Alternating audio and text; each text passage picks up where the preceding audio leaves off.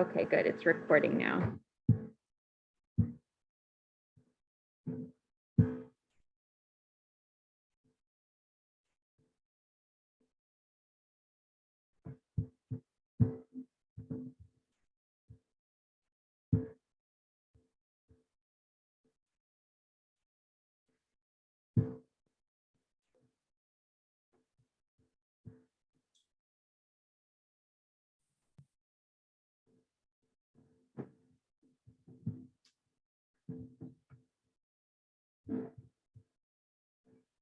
Okay, so oral medicine is kind of fun because you don't have to hear me talk the entire time. I think we have 5 or 6 guest lectures, and most of them have been coming in for a while. So they're very familiar with like kind of the layout of the medications that you guys are mostly going to be learning about. And they're super knowledgeable because they're pharmacists and they've been teaching for a long time. So it's really nice to have them come in. So the way that works is there's kind of 2 PowerPoints then that you have to review. There's overlap in them though, so that's nice. But you'll have to review my PowerPoint, and then they have a PowerPoint that's very heavy medication and like mechanism of action kind of. So you'll have both of those PowerPoints on the same topic. So say we're doing cardiovascular, you'll have cardiovascular meds from the pharmacy guest, and then you'll have mine for process of care and just whatever else is in there. And like I said, there'll be some overlap. And then, so as far as quizzes and exams, you get tested on both. So some of the questions on the study guides pertain to PowerPoints from the guest lecture. So you just have to be aware to look at all that material, the text, the PowerPoints.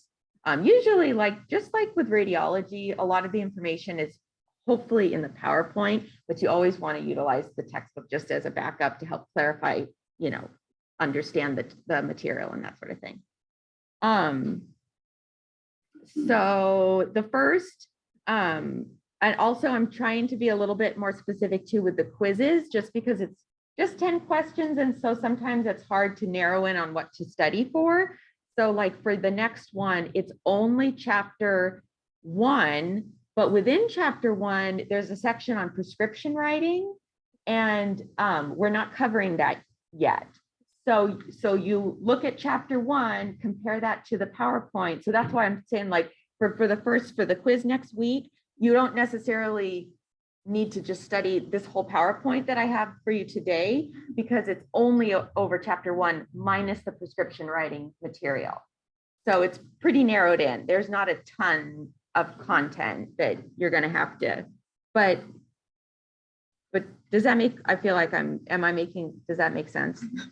So review chapter 1 heavily for the quiz, minus anything that's prescription writing. If it talks about labels though, because you'll notice in this PowerPoint, we'll talk about labeling and packaging insert just a little bit, that you might need to know about. But if it's prescription writing, you don't need to know about that yet.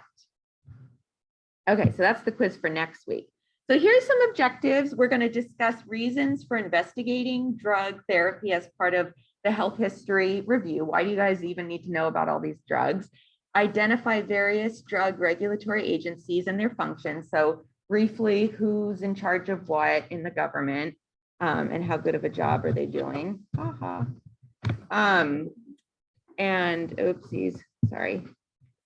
And then distinguish between drug names and properties. So there's several different names for drugs, and then the properties descriptive. What does it mean? How is that written up in the books and the drug books and stuff? How their properties are. Discuss the concept of generic substitution. So you'll understand that better when you learn a bit about the names. Identify the different routes of drug administration. So, everybody knows there's creams, there's pills, there's needles, so these are the different routes of administration. So we'll talk about that. Wait, what happened? Describe the process of pharmacokinetics. So there's a couple of terminology, and within those big terminology, then there's some subtopics that we're going to learn. So Pharmacokinetics, we'll talk about that in detail. We want to discuss the effects of pH on drug absorption. So the pH of our bodies and the pH of the medication and how those things interact. Discuss the process of pharmacodynamics in detail, and there's some subcategories there. Discuss types of adverse drug reactions and events. So this is going to be a little bit confusing. Last year, I noticed that the way, because I inherited all this material, so a lot of this material I've been sort of slowly editing it as I teach it. So last year I did a little editing, and one thing I didn't like was the way the drug events and the drug reactions, it confused a lot of people. And there was questions like, is this a drug event or is it a drug reaction? And it's like, ah. And so I looked at another textbook, and they really didn't differentiate that much and put so much focus on those terms and what constituted what. So I'm kind of focusing more on just drug reactions. If you read your chapter, you will glean some information about events and reactions, but I just felt to test on it, and I don't think it's going to be a major component of like board exams. I don't think it's going to make or break your future. So I just sort of simplified it because I saw in other textbooks it wasn't so emphasized. So I did a little changing of that with the study guide and on the PowerPoint. Define half-life, potency, efficacy, and their role in drug therapeutics. So those are some terms, and we'll understand the meanings of those terms a little bit better as we go along. So I'm gonna minimize. Okay, so why do you have to know pharmacology? So why is it important, do you think, for you guys to have this course in the first place? What are some things that you're gonna need to use in clinical care with pharmacology? For sure, yeah, local anesthetics, things that you use on a regular basis, right? Like medications that you prescribe. You can actually prescribe some stuff. Did you guys know that? As dental hygienists, you can actually prescribe things, not very many things, but it has to be applicable to dental hygiene, but you actually can. So it's important. So what else? Anything else? Pre-medications, understanding the medications they may take if they need to be pre-medicated, and their dosing and their regimen and all that. Exactly. Anything else? Side effects for sure. And within side effects, what's a big side effect, that a big part of the body that we would want to note if the drug reacted and caused an effect? The mouth, yeah. So many drugs cause xerostomia. There can be mucositis. There can be ulcerations. There can be excess bleeding. There can be lichenoid, like lichen planus, like things happening. There's just can be so many things, and then other systemic things that end up affecting the mouth too. There's just lots of connections there. Okay, good. So it's important for us to know, as hygienists, sort of how the medications work into the process, the big picture. So every time your patient comes in, you can get in a really bad habit of going, any changes in your medical history, taking any new drugs? And your patient's like, no. And then you find out that, oh yes, they are actually taking like a brand new drug, but they didn't think it mattered because it's still a high blood pressure medicine. And I was taking a high blood pressure medicine before, and you knew that.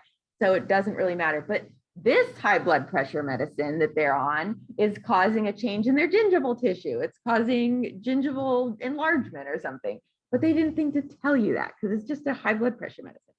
So that's why it's so important for us to get a little bit more detailed with our patients, and then understand that for ourselves so that we can educate our patients. Because otherwise, they literally think it doesn't. They literally will say, it doesn't have anything to do with my mouth. It can be a heart medication, and they'll say, it has nothing to do with my mouth. And then you just politely go, oh, no, actually, it has everything to do with your mouth. And then you can help them understand it. But then not only that, you can see that we deliver drugs. Fluoride is a drug, and it's a drug that we get very complacent with, but it can cause side effects. It can make people sick. Some people don't want it, and they can say, I had a bad reaction, and all sorts of stuff. So even something as benign as fluoride, because we use it all the time, is a serious medication that, if given in a high quantity, can, I sound dramatic, but can kill you. I mean, it literally can. So we have to be really aware of these kinds of things. Analgesics, of course, pain medications, other chemotherapeutics, antibiotics, and then local anesthetic nitrous. These are all things we use all the time. And so we want to be really familiar with them. Okay, so the terminology here, pharmacology, this is the biomedical study of the drug effects on the body. So how it affects the cells, how it affects your tissue, how it affects organs. It comes derived from the Greek word pharmaco, meaning drug or medicine, and then the suffix logy, we all know that's study. I have extra notes. You guys will notice, you should be able to see them. I think, hopefully you can see them when you download. Can you? Oh, good. So it's usually my talking notes, and I don't always talk all the notes because sometimes I go on my own little tangent, but there's usually some good information there. I try not to test off of my notes because I think, oh, what if I didn't say it in class? But just to be safe, I would always read through the notes and glean from them too, just to be safe. Oh, I wanted to ask this question. So, and you might see the answer if you're looking at the notes. But in one sentence, what do drugs do to the body? And you might not know this answer yet because we haven't talked a lot about it, but can you think of, like, if you were to summarize, what do drugs do to the body?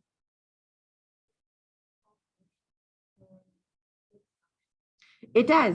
Yeah, I mean, and basically to add to that, we're either speeding up natural functions or we're slowing them down.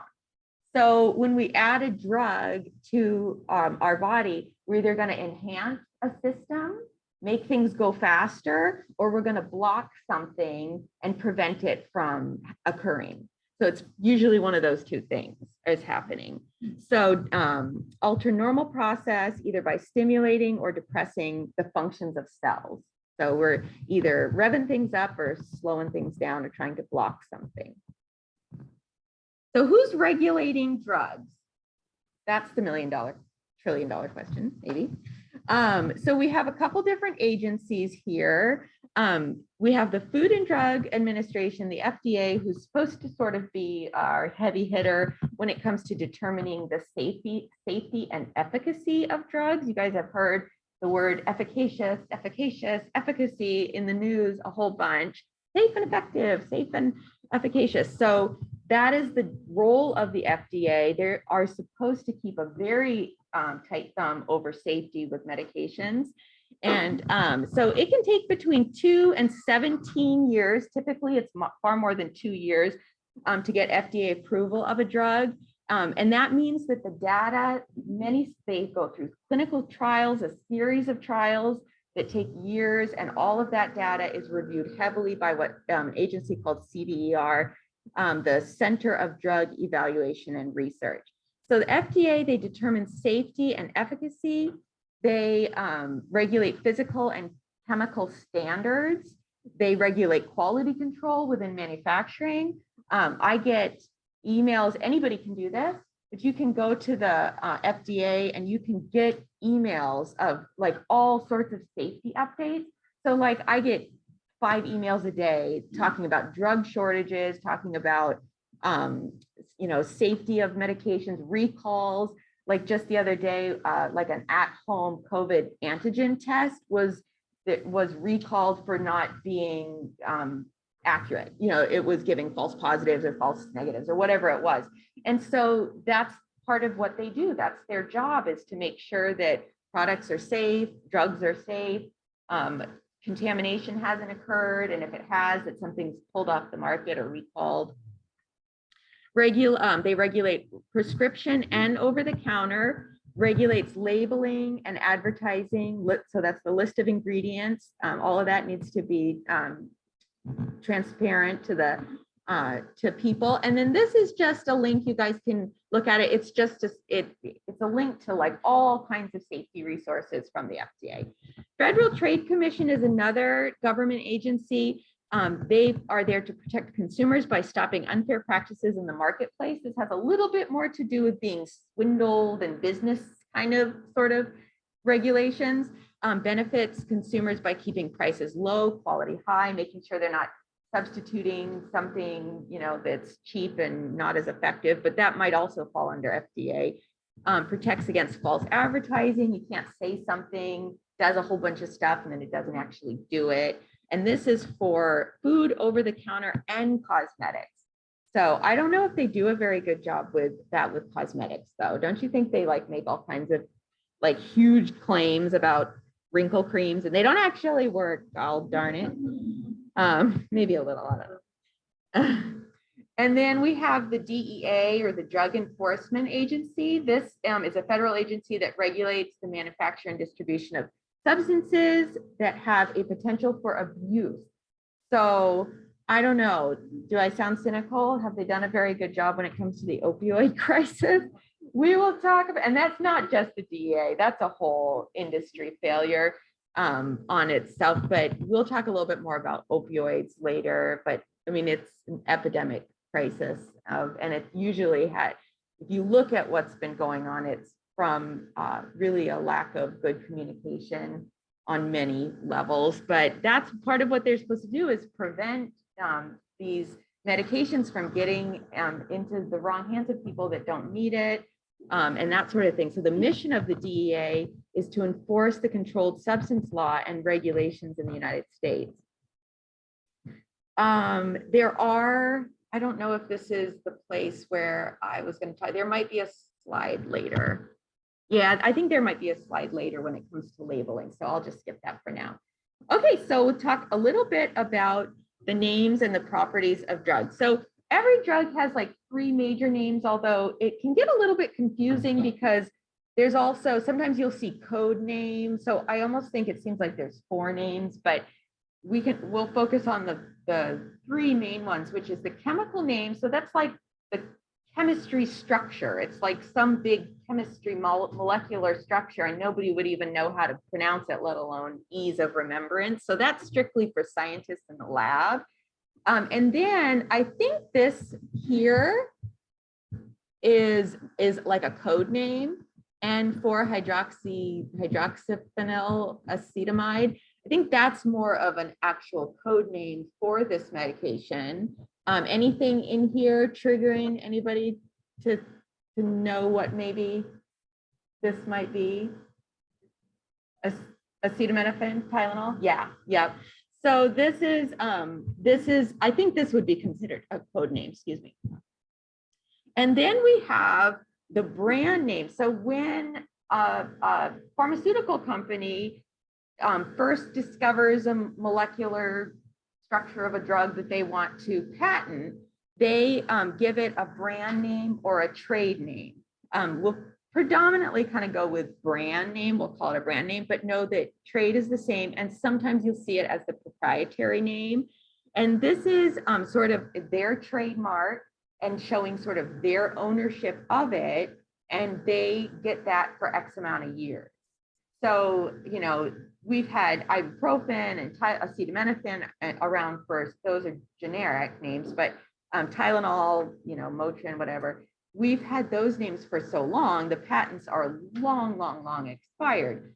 But I remember when I was younger, when Claritin and Zyrtec and things like that were first coming out for over the counter, it took a while before there could be like a generic, because those were under patent. So new drugs will be under patent for a certain amount of years, and then usually like, I think 17 to 20 years. And then, 17 to 20 years. And then it goes into sort of this public domain where other manufacturers can manufacture the drug under what's called a generic name, but they come up with the generic name right away. So they have the generic name and everybody knows that's what it's going to be called eventually when other companies are allowed to manufacture it. So the generic name is often called the preferred or the official name, because other companies can add stuff to, like, once they start manufacturing it, they can add something to it.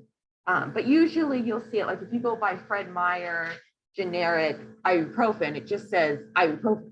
You see that all the time. So let's see, make sure I'm rating everything. So it contains, this is important to note, the generic contains the same therapeutically active chemical ingredient as the brand name. So nothing can be different with the way that the dose and the strength. It has to be the same. You have to have the same, there's usually some inactive ingredients that might be different, but the active, same chemically active there, and it has to have the same sort of therapeutic response as the original. And the whole reason for this is for cost control for the patient. A lot of times when something's under patent, it's going to be far more expensive, and the minute it becomes generic, the price drops dramatically. So it's for the benefit of everybody.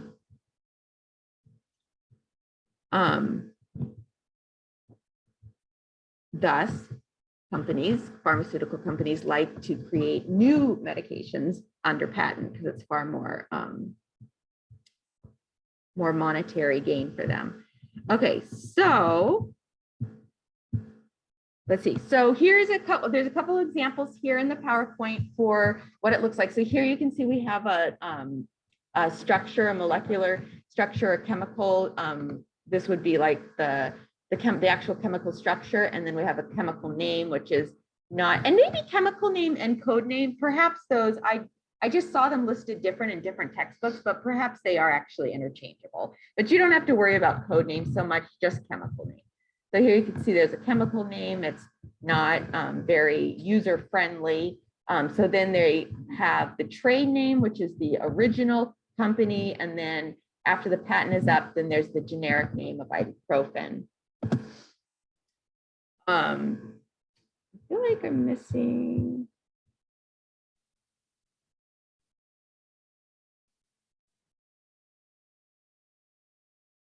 So the main things that you want to know are brand, generic, and chemical, but definitely knowing the difference between a generic name and a brand name.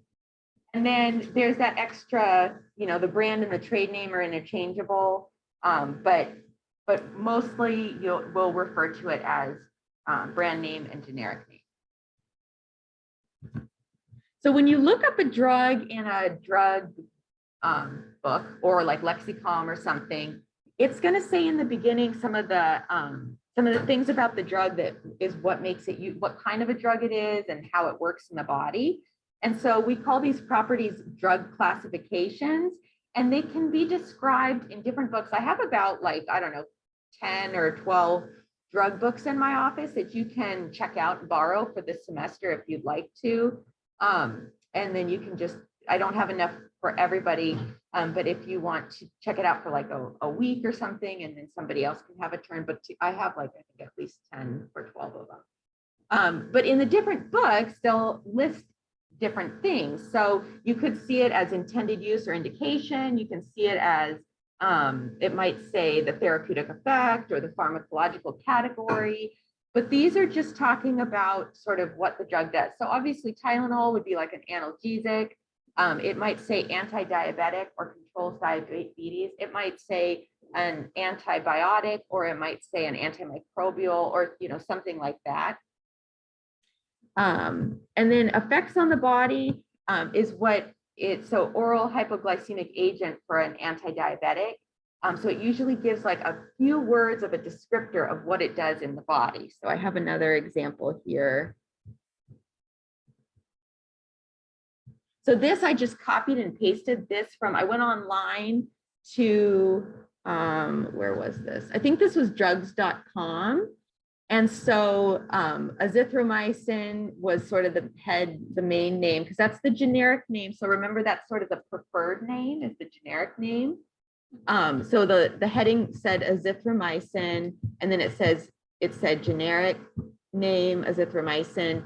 And then for the brand name, there's lots of brand names. I'm not actually, don't ask me why there's so many brand names. This must be something that under patent, they patent it in several different ways.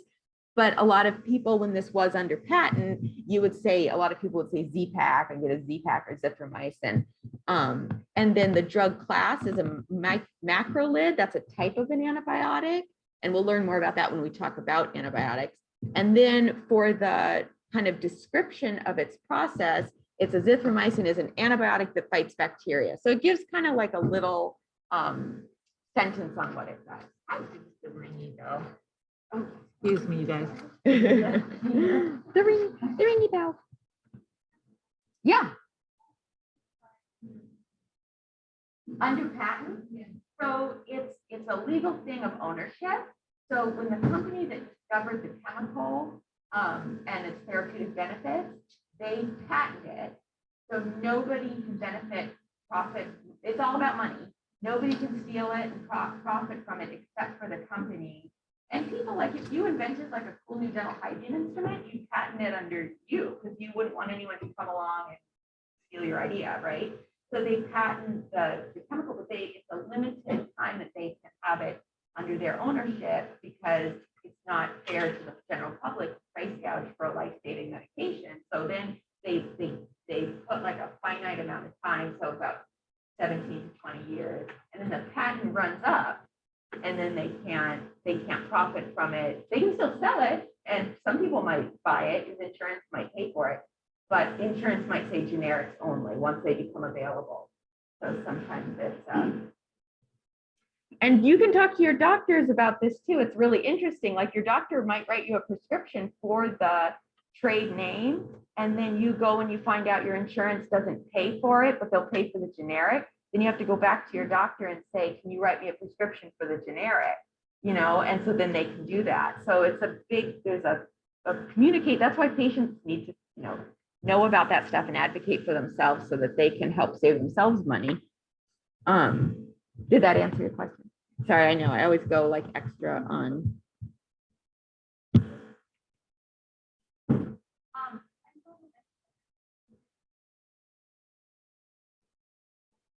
There's other ones. Those are and I'll talk in a second. I'll come to a slide and I'll talk about that in just a second.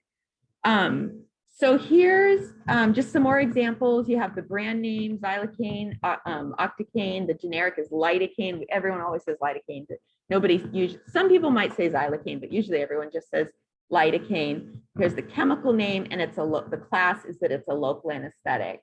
Acetaminophen, chemical name, it's an analgesic. So these are just some of the main things that you'll glean from each medication. And it's usually in the top. When you're thumbing through a book, you'll usually see all that stuff right there at the top.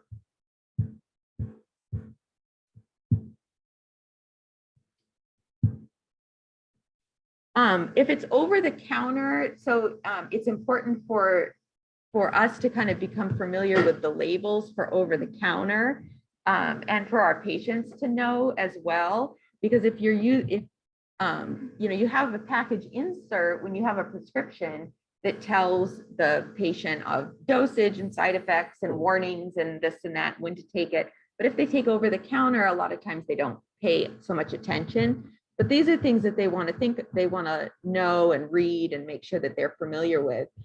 So active ingredients, purpose, the use. This is sort of like saying an antidiabetic pain is a hypoglycemic. It's kind of like, or to lower blood sugar. So it's kind of the similar thing.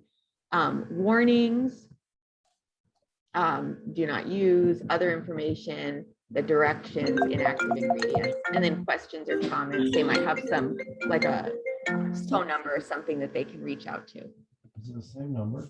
No, it's just a bunch of different ones. Oh, somebody on Zoom is unmuted, I think. Oh my God, so sorry. That's okay. We love hearing your voice, whoever you are. I'm not sure. I don't even know because I don't know. I'm so sick. I'm so sorry. That's okay. Oh my God.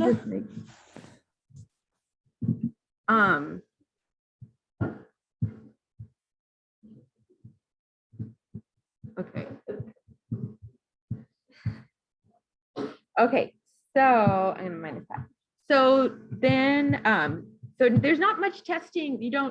I'm not going to test you very much on that, but just being aware that it's just good for you to familiarize yourself with labels of common medications, and be able to talk to your patients about that. Or if they're saying, well, I just started taking some, say they're taking an herbal supplement or something, you're like, well, bring it in and let me just see. And you can like look at the back and see if it says anything. Usually there's not a lot of information on herbal supplements, but then you can like look it up too, perhaps, and help them. Some herbal supplements, usually the biggest thing with that is bleeding, but we'll talk about that later in the semester too. Okay, so drug references, there's lots of online, there's lots of books. We have the Mosby drug reference, we have the different ones, and then the lexicon, and then there's all sorts of websites, and there's even apps like Epicrats has an app that you can put on your phone. You guys all can access the lexicon in the clinic, and then there's lots of websites to visit. And they all kind of are set up a little bit different. So for the first assignment, so the top 20 drugs is, yeah. Then this one? Okay, I'll. It was like that last slide. At all? Oh, Okay. there was someone earlier. Yeah. I think maybe I wonder if I just have to save this one. It's usually like when I save it, it updates bots. If not, then I'll make sure this is the one that I put in Moodle. That's what happens when you're constantly like editing, like which version did I put up? Thank you for letting me know that. I'll update it. So the first assignment, so the top 20 drugs, it's hard because if you Google top 20 drugs, you get like a ton of different lists, but they're very, very, very similar. There's usually like a little bit of rearranging of where they are on the list, and there might be one thing that's not on another. The more accurate really is like the top 200, but that would probably make everybody, including myself, cry. And then there is also a top 50. And so within those bigger numbers, it's probably a little more accurate. I always say that the top 20 is probably very different since the pandemic. So last year I used this list, and I was like, I'm sure the next list that comes out is going to be different because I'm sure they're using different medications.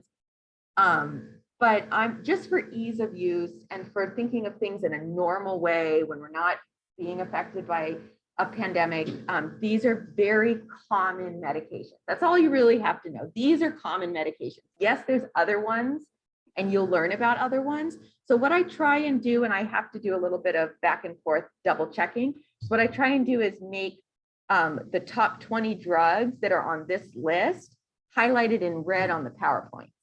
So I have to do a little double checking and make sure they're there, but I try and do that because that triggers your, oh, that's a top 20. And it doesn't mean that there aren't really in real life a little bit of, change, the drugs might be in a slightly different order and there might be one that's not there. So it's not carved in stone, but in general, these are very common medications that are prescribed. So I'm going to go to, I want to pull up the rubric just really quickly to show you guys.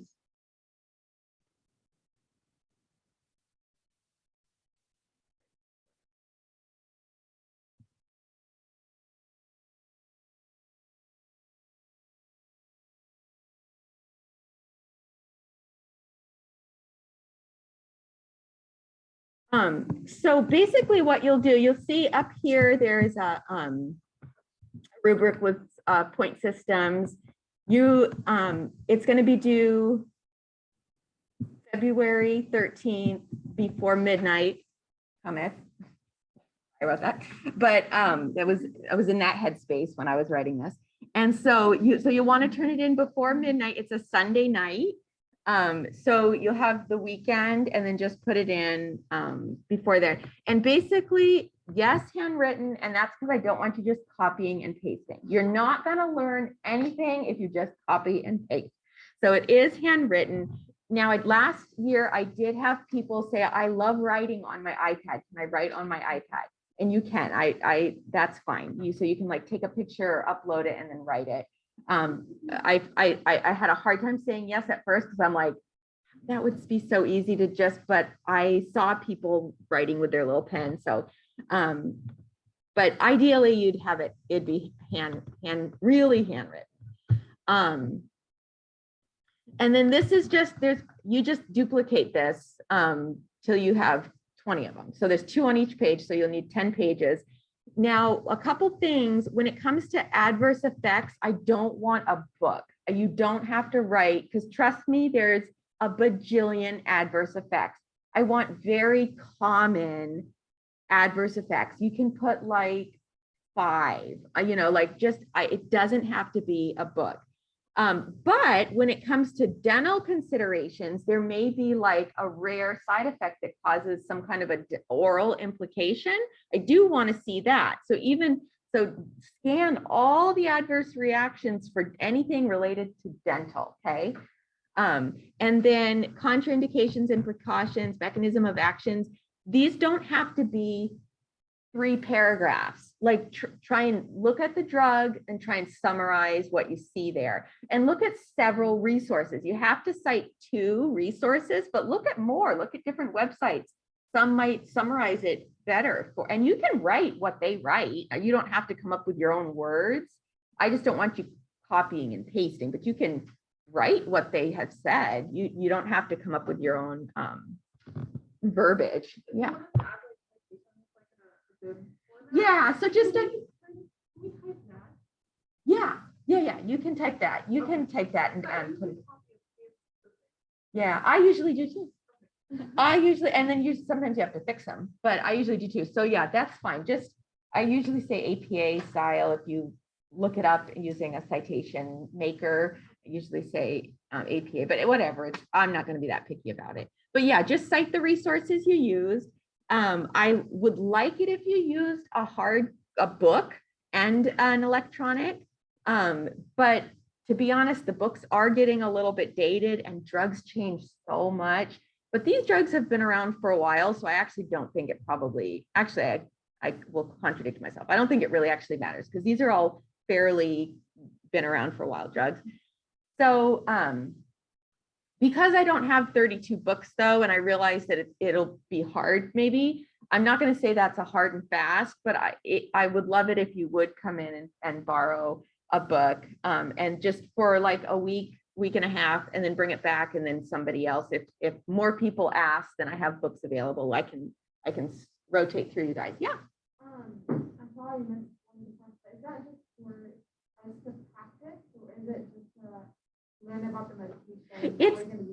It's pretty much for you guys to learn about these for one, but also to just familiarize yourself with how you're going to look up drugs and what kind of effects they have. These are common drugs that you're going to see in your patients all the time.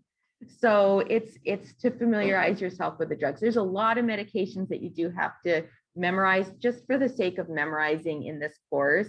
And you might not think of that often on a regular basis, but it's all part of priming your brain for just being really familiar with medications and why it's important to know medications.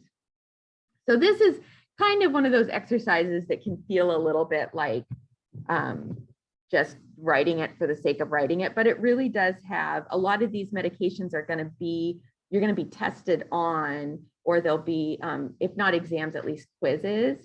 And so it's really nice to have gone through this and then have and when you get tested, it's going to be tested like major oral implications or what kind of a drug. So like say somebody comes in with, congestive heart failure, and then I'll list 4 drugs. Which drug is for the congestive heart failure? And then you need to know, you need to pick it out of the 4 options. So you need to be familiar with names and things like that. Any other questions on the first assignment? Okay, I'm gonna X this out. I wonder if, okay, you guys on Zoom, I'm gonna check in on you because I think, did anybody have any questions here? No, it doesn't look like anything in the chat. Okay. Okay, I'm gonna X out there.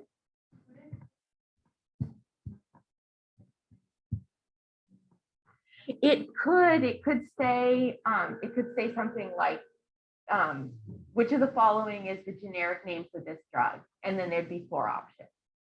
So it could test on generic and trade as well. Mm-hmm.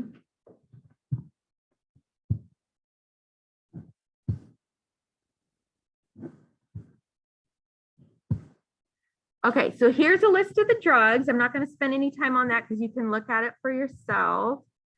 And we're coming up on a break here. So yeah, okay, so let's take a break.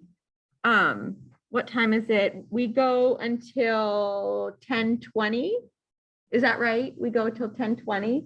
So let's just take like a 5 to 7 minute stretch and bathroom break. So we'll come back at like 10:37. On the dot, 9:37. Don't come back at 10:37. 9:37.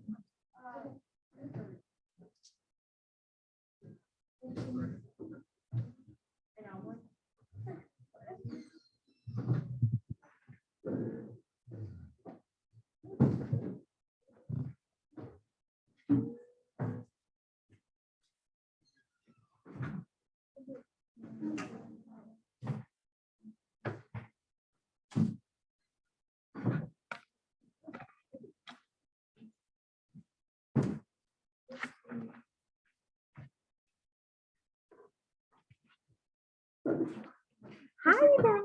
So this is the study guide? Yes. Okay. That is a study guide. Yep. And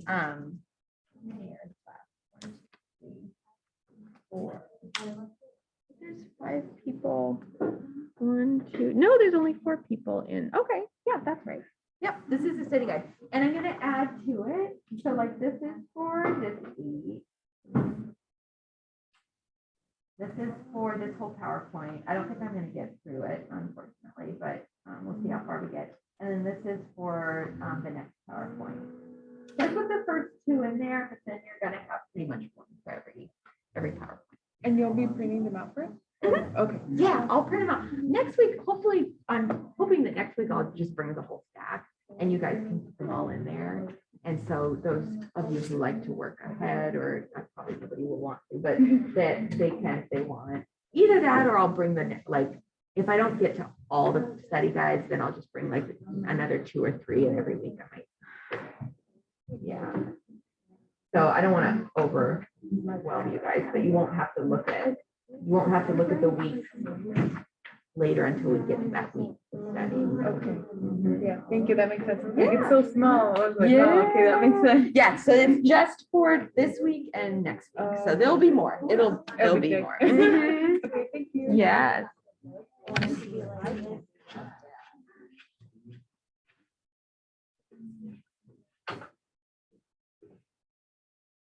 you guys remember what she said about February 2nd? February 7th, when we first started doing it? And on the schedule, it shows like a blank slot for like the regular day. Is that a big option? Oh, yeah. So it's like you're on call, from what I understand. But it's like they may call you. I have heard, I remember us talking about that and them saying that, yeah, it's kind of like be ready just in case, but hopefully they won't call you.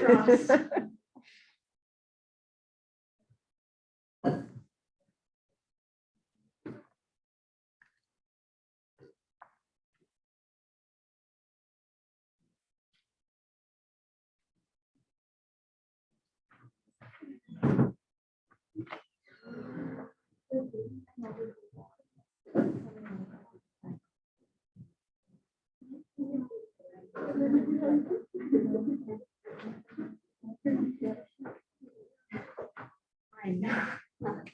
Or you want to see the top history? You guys could. Oh. They're cute. Oh my God. They're happy teeth. They're blingy teeth. You have Me and Jenny have matching ones. No way. This is like, she's got one right here. This will be the class where everybody has two. We're gonna have matching ones. What if you hate your career and everything you like, you're like, Yeah. no, that'll never happen. When we did it, Yeah. Oh, gosh. She's like, oh, wow. She's like, I guess now I need to choose. Medical's still cool, I guess, so. Well, it's all inclusive, right? The mouth is a part of the body. It's all Word. together. What's the word? It's not. Shade. So, yeah.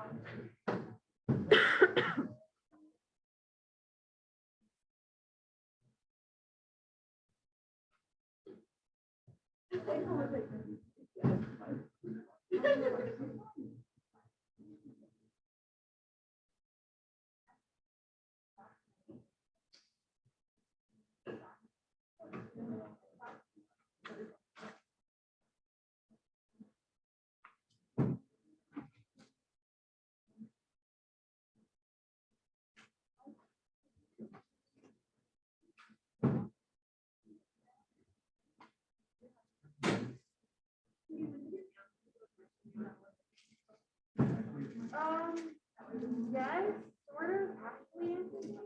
What is my question? Is the answer yes? Okay. I just realized I almost said it.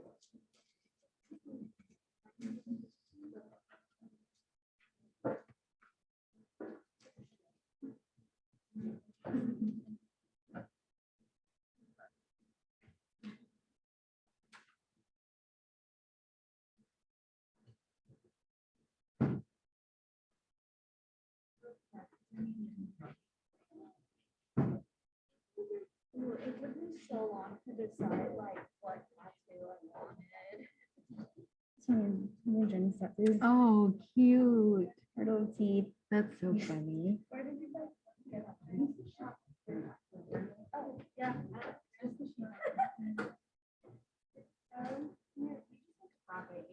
In Portland. Oh, it's an all-girl shop.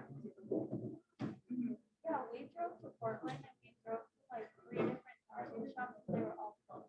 Oh, really? Yeah. So then we ended up coming back here and just going to some random shop.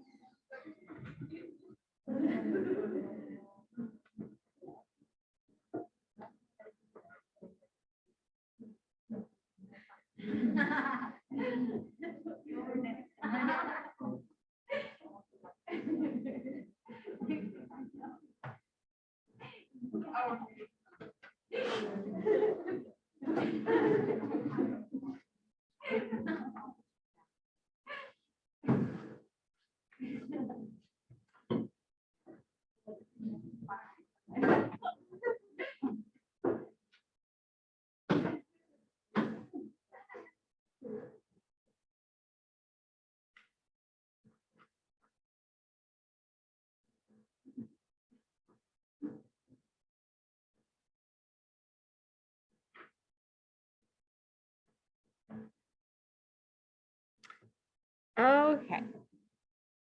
All right, so I'm going to get going because I know I'm not going to get through this whole PowerPoint, but next week is shorter. And so I'm not worried about it because I think I can finish up this one and then talk about the next one next week. I think we'll get them both done, no problem.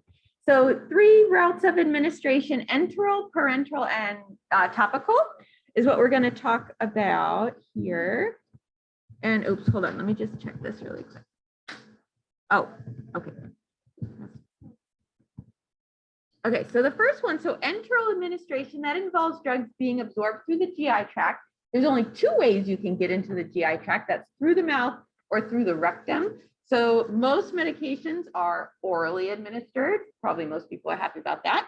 And then drugs that are rectally administered are things like suppositories and things like that. And that's if a patient can't swallow and get it down, like they have so much irritation or something, something's going on and they just can't get it in. And for whatever reason, they're not doing an IV, the medication is better administered with a suppository. Yeah. This version says that it can. So that is definitely and not the version you guys are supposed to have. So those routes of administration are actually topical. So yes, I have to, so don't, if you're looking at that, I'm gonna update it. Sorry, that is definitely not right. So anything that gets, and we'll go to topical in a minute, but basically for enteral, it has to go down the hatch or up the hatch. Yeah, it's one of the two is it's the only way it can go.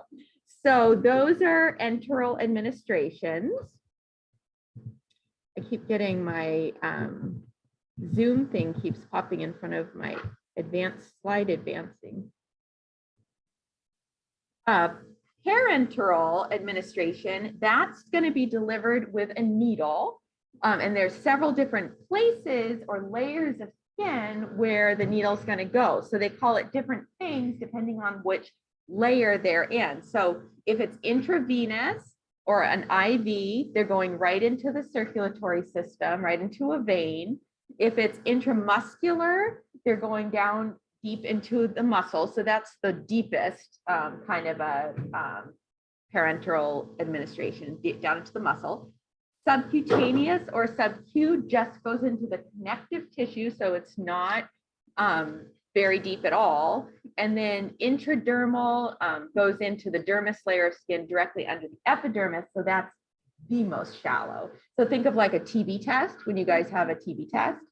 And then intrathecal is into the spine, and it's central, like so an epidural or a spinal or something like that. I've had 3 of those or 4, and they're not that bad. But I've known people who have had really bad experiences. So I think it's solely dependent on, like, I think your body and then the person giving the injection. I just think it's a matchup of those 2 things. I was scared at first because I heard. So here's images of 4 of them. The last one isn't there, but you can see intermuscular, subcutaneous, intravenous. So subcutaneous is a little deeper, intravenous, and then intradermal into the just barely below the skin into the dermis. And I swear I had notes. I'm going to have to do a little hunting because I swear I had notes about these different ones. So like a lot of times, well, I think for the most recent vaccines, those are actually intramuscular, but a lot of times vaccines don't go in so deep. And then other things too, like TB for the intradermal. I had a list of it and I'm not seeing it. So I got to go back and look at my versions, and I want to get that in here because that'll help you see what kind of medications they would typically give with which administration route.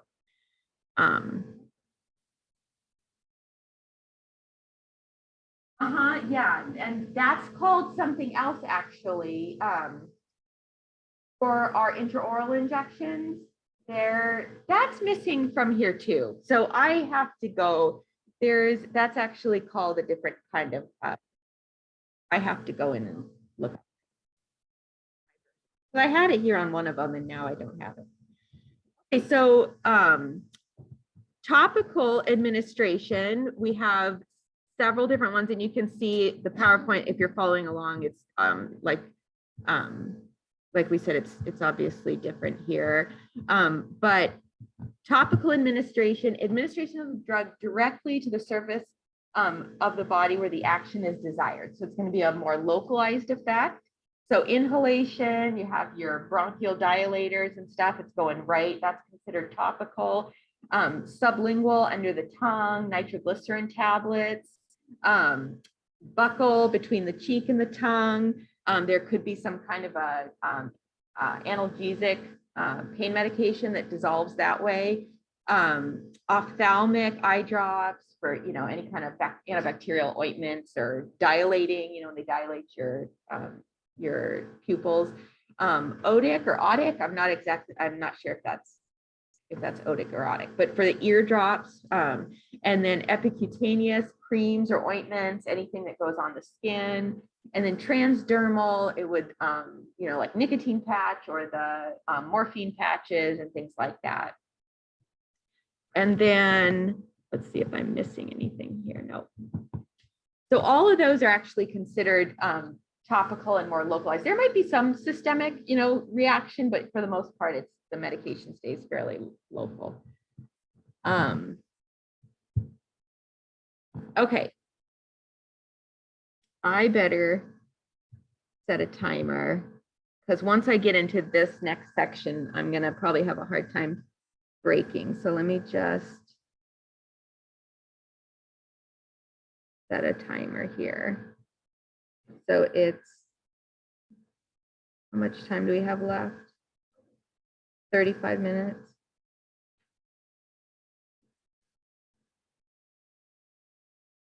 Okay. All right, so some terminology. So the main terms that you guys want to know is pharmacokinetics, pharmacodynamics. Those are going to be the two sort of heavy hitters. Pharmacogenetics is just more like a term. There's not too much more that we have to know about that.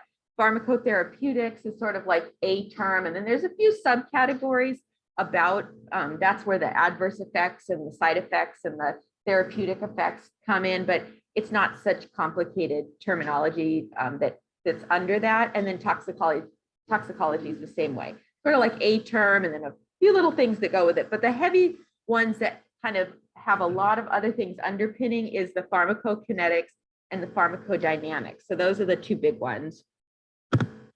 So pharmacokinetics, just to say that the definitions here, the way the body affects the drug.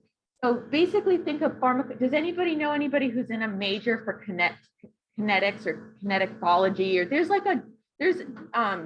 there's degrees that you can get in basically that. It's like, I think of it as movement. So think about how the drug, when the patient or when you take a drug, think about how it moves around your body. Pharmacokinetics. So it has to do with four main subcategories: absorption, distribution, metabolism, and excretion. So that's basically in the body, absorbed, metabolized in the body, exited. It's movement. It's how the drug moves around your body.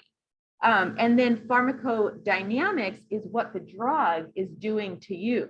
So I don't know, come up with your own theory, your own kind of memorization thing for dynamics, but it's acting dynamically in your body. It's doing something to you. So it's how the drug affects you. Kinetics is how the drug moves around your body. Pharmacodynamics is what the drug is doing to your body. So this includes the drug mechanism of action. So what's its main purpose, or how is it accomplishing its main purpose? Mechanism of action. What's it actually doing? Receptor interaction. We'll talk a lot more about receptors. Dose response relationship. Do you need a high dose, a low dose? What's its like potency?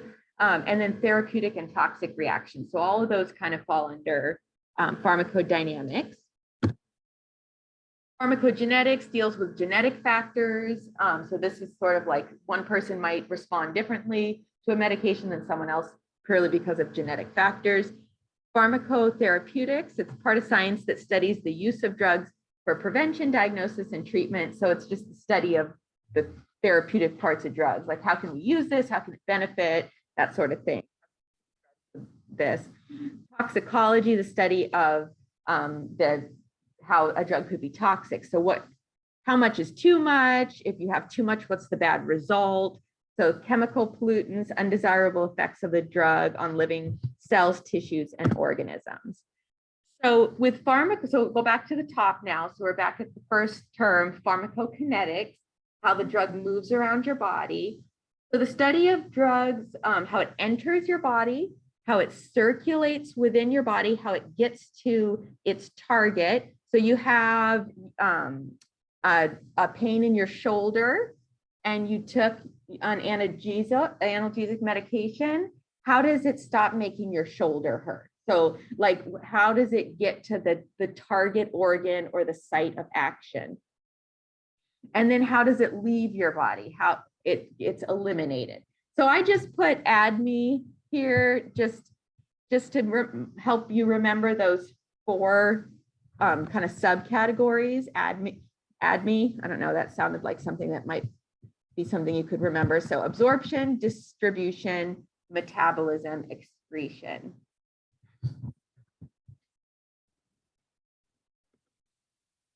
I'm not going to play this video. It's 4 minutes. It's predominantly on absorption of drugs, but I recommend you watch it because I think it's a good video, good visual.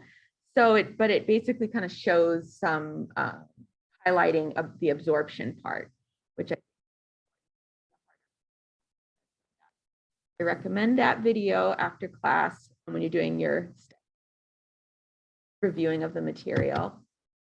And so this is pretty much just sort of a quick version of it. So when you take a pill and you swallow it, it goes down into your stomach and it's either it becomes a solution, right? That like dissolves in there's a solution. So it's either going to get absorbed through your stomach into the circulatory system, or what happens more often, because things go through the stomach pretty fast and the stomach is acidic, and so the drug has to match up, the pHs have to match up, and we'll talk about that in a minute. But what happens more often is things keep going into the small intestine. There's a lot more surface area and there's a lot more time spent there. So they usually get absorbed from the small intestine into the circulatory system. So then once it's in the circulatory system, it's in the major highway and it can travel all throughout the body, and it'll make its way eventually to where you want it to go, to that sore shoulder or your headache or your backache or whatever is going on. But it'll also affect other organs because it's not, so most drugs are not selective. I'm like a Tylenol that's only meant for the shoulder and I'm not going to go anywhere else. So most drugs aren't like that. But once it gets to the liver, your liver metabolizes the medication and it changes it. And so when it changes it, some of that drug gets changed so significantly that it can't be reabsorbed back up into your system again, and you just pee it out. Or you might poop it out or breathe it out or sweat it out, but usually you pee it out once it gets to the kidneys. And the rest of the drug that didn't change that much goes back up into your circulatory system and it just keeps doing its thing until you've used it all up. That is the absolute, in a nutshell, explanation. You feel like we should just stop there. You're like, I got it. But so that's sort of a very, in a nutshell, what's happening with the medication. And it just goes in this circle until it's all metabolized. Usually that happens in your liver. Tala? Yes, I will. And we'll get to a more detailed slide. So yes, we'll talk about that. That's when they become metabolites. We'll talk about that. So we'll focus on absorption here for just a second. So absorption, the definition of absorption: molecules are transferred from the site of administration in the body to the circulating fluid. So they're either put in a vein, they're swallowed down the hatch, they're put on topically, and then they're absorbed. And we'll focus mostly on the oral, the ones that you swallow, because that just kind of makes most sense for this class. Most patients take their pills orally. But how does the drug, once it's in the stomach or the small intestine, how does it actually become absorbed and then enter the circulatory system? So that's what we want to talk about. I have a demonstration. I'm so excited. I didn't do this last semester, and it's probably going to be an epic failure, but we're going to try it anyways. So I'm so sorry, my Zoom friends, I don't think that there's any way you can actually see it because I have to do it on the DocuCam. And I don't think you can see it, but maybe you can imagine it as I talk through it. But I'm going to just talk a little bit about this first. So the way a medication gets into the circulatory system is it has to get through cell membranes, right? It has to get through the membrane of the small intestine and then through the wall of the vein or whatever, right? It has to actually get through these real structures in order to get into the blood. And so how does it do that? So our cells are basically, they're basically lipid bilayers. You guys are going to probably remember this. Some of it might creep back from your prerequisite courses and from high school and stuff. But we basically have this very lipid bilayer protective that compartmentalizes everything in our body, right? And it keeps stuff from coming in and out. It's a barrier. It's a physical barrier. And it's mostly made up of, you have your hydrophilic polar ends, and then the lipophilic, the part that likes fat, they bond on the inside, and the part that can tolerate or like the water, because that's up against blood, that's up against whatever is a watery substance in our body, that's on the outside of that organ, right? Because that can be up against the water. And then the lipid bilayer, they face in. So what you're looking at here is you're looking at the tails come together, and then the heads that they call hydrophilic, they water loving, they're on the outside. So this side might be the outside of your liver, and or this is the outside of the vein, let's say. That might be an easier thing. This is the outside of the vein, and this part is the inside of the vein. Does that kind of make sense? So within that, you have these aqueous pores that different molecules that are more hydrophilic can actually come through, and there's proteins and carbohydrates that can help carry stuff. But for the most part, for our application, a drug has to be lipid soluble. It has to like fat and be able to dissolve in fat in order to get through, to passively diffuse through the wall. So we're mostly just talking about a passive diffusion. And in order for that to happen, it has to be okay with fat, lipids. And then the next part of that is the pH, the environment has to match up. And we'll talk about that in a second. So just to demonstrate this, I don't know that this is gonna work.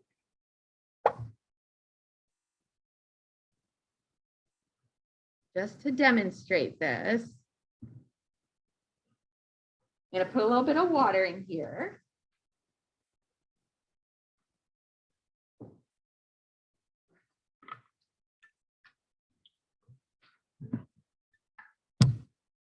And I'm gonna put a little bit of olive oil, and you all know what's gonna happen, right?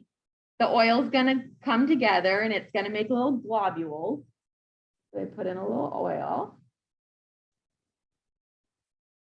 And they usually, oh, I think I need more than that. Yeah, they usually kind of coalesce and sort of come together. I want to leave a little bit of room though. So it's all kind of come in the middle. Now, what would be really nice is if I could show you guys from the side, if I could show you a picture from the side. So now I'm going to take a little sugar, and this is going to be my drug. So I'm going to sprinkle just a teeny tiny little bit of sugar on the top of the oil. And what you'll notice, and it's better if you can see it from the side, but we can't. And what you'll notice is it kind of just sits on the top, but then it sort of passively, if you look at it from here, it's sort of passively, slowly, a few are falling down to the bottom. So, because sugar doesn't really dissolve in oil very good. And so it's just really the weight. I mean, in reality, what's happening, I think the weight's just, it's breaking through the olive oil. But we can pretend that it's like a drug that might get through a little bit.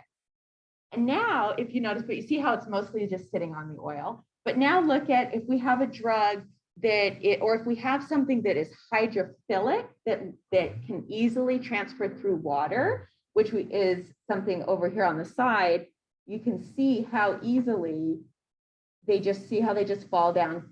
Once it hits the water, they just all fall down. And again, you can't see it as easy if you look from the top, but from the side, they just all fall.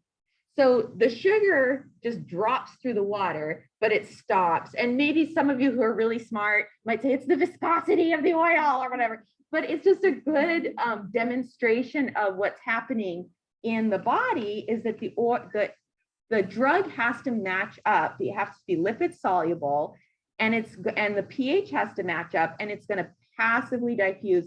And then things that are water soluble or that are hydrophilic, they like water, they'll come in faster. But the body's going to pretty much be a barrier to other things. So things have to really match up very specifically in order to get in.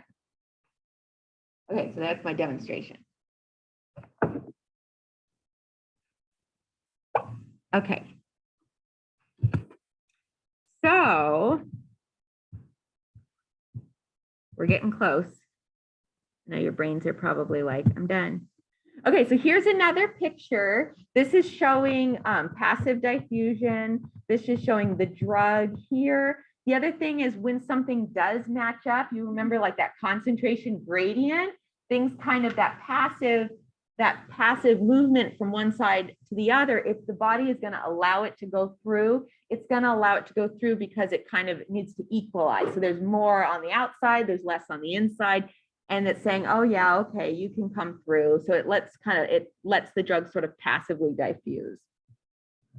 If the hydrogen, if it doesn't match up to the pH doesn't match up, it's going to say, no, sorry, you can't come in. And we'll talk about that in here. I'm going to show you.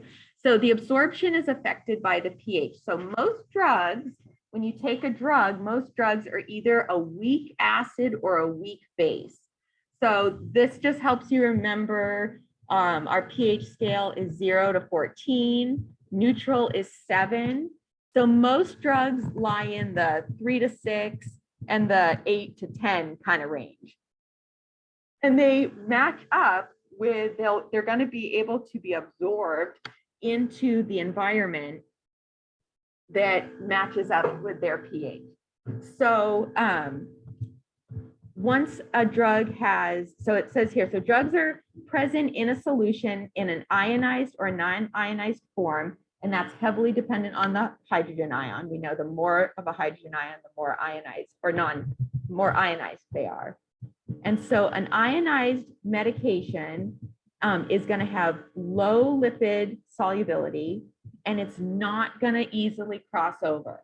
So it's low lipid solubility, meaning when it comes up against that lipid bilayer of our cell membrane, it's just going to reach like a solid wall, and it's just going to bump up against it and not be able to passively come through.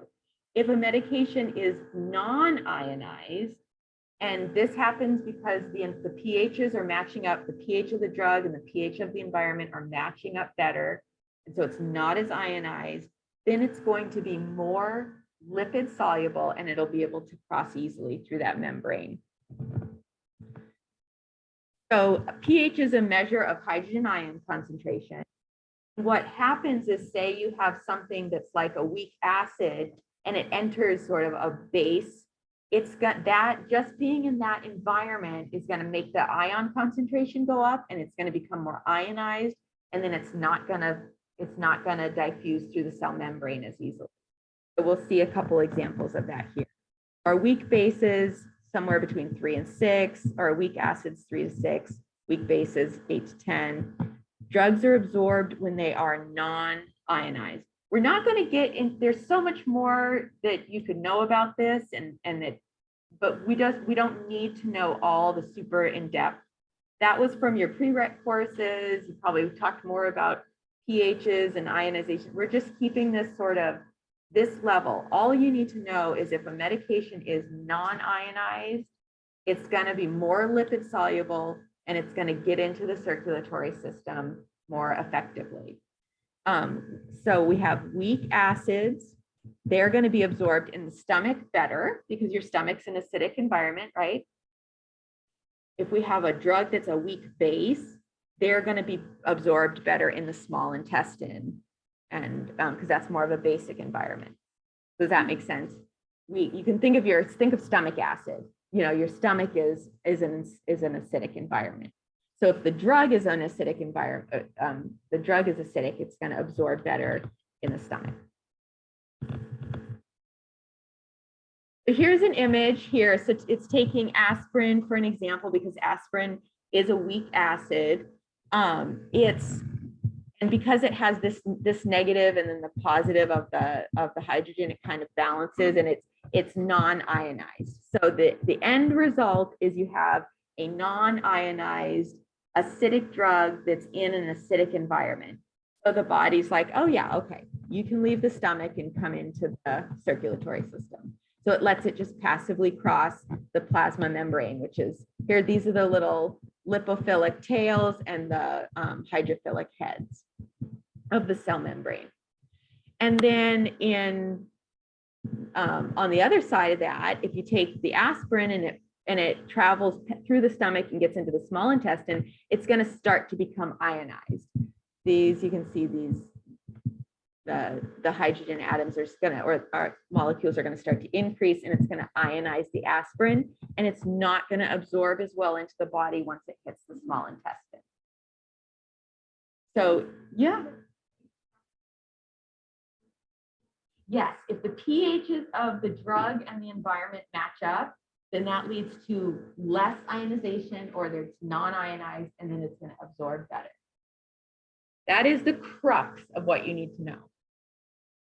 pH matches up, less ionization takes hold, better absorption. And then it's summarized here. Drugs are absorbed into the blood in the non-ionized lipid soluble form. Highly ionized drugs cannot pass the lipid membrane. So on the other side of that, the other side of the coin, if it's highly ionized, it's not going to absorb. Non-ionized drugs can cross lipid membranes freely. Kind of saying the same thing, just a couple different ways to try and get that concept. Some more summary. Most drugs are either a weak acid or a weak base. So most everything that you take is going to be one or the other. For weak acids, the more the acidic the environment, the more non-ionized the drug, the more easily it's going to cross the lipid membrane, like this. Weak bases, the more basic the environment, the better that the drug is going to absorb, because it's going to keep it, it's going to stay lipid soluble if those things match up. And that's going to be more like your small intestines. Now, just factual, most things are absorbed in the small intestines because things move through the stomach. So even if a drug is not ideally absorbed in the small intestine, it will still get absorbed because the small intestine is very long, and the job will get done eventually. But this is just kind of for this information for you guys to understand this absorption. But many things are absorbed in the small intestine. Bases are most highly ionized in an acidic environment. So if the pH of the environment doesn't match up, you're going to have more ionization, and they're not going to be absorbed as well. So this critical thinking question is kind of weird, but the way it's supposed to be is, says for each item below, answer the following question. So where is a weak acid most ionized? Is that a good thing or a bad thing? So I think it's trying to say, like, where is a weak acid most ionized? It's most ionized in the small intestine. Is that a good thing? No. Because if it's in the small intestine, it's not going to get absorbed well. So the main thing it wants you to think of is ionization bad, non-ionization good. So weak bases, where is a weak base most ionized? In the stomach, because the stomach's acidic, those don't match up. Is that a good thing or a bad thing? Bad thing, because it's not going to absorb as well. And then it asks the inverse of those. So that's basically what that is trying. Let's just stop there. I think that we'll start with distribution next week. And you can fill out, I'm going to go in my office now and make sure that I upload the right PowerPoint. And then you guys can work on your study notes and for this PowerPoint, and we'll finish it up next week. And then we'll do the autonomic nervous system. Okay.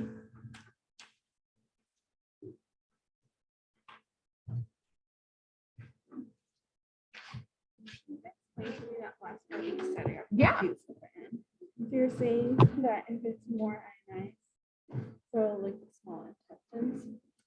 So where is it, meaning, let's say weak acids. So where is weak acids, or where are weak acids the most ionized? So they're going to be, an acid is going to be the most ionized in the small intestine because it's an acid, but the small intestines are a basic environment. So it's going to be the most ionized in the small intestine. And that's bad because that drug, the weak acid drug, is not going to be absorbed as well. So then for the weak base, it's going to be most ionized in the stomach because the stomach's acidic. And that's bad because it's not going to be absorbed as well. So ionized is bad because it doesn't help with absorption. Non-ionized is good because it does help with absorption because they're more lipid soluble when they're non-ionized. You're welcome. Any other questions, you guys? We're still technically in class, so if you, you're free to go. You can go if you want, but if you have any questions, Paula. No? Okay, I'm going to stop recording.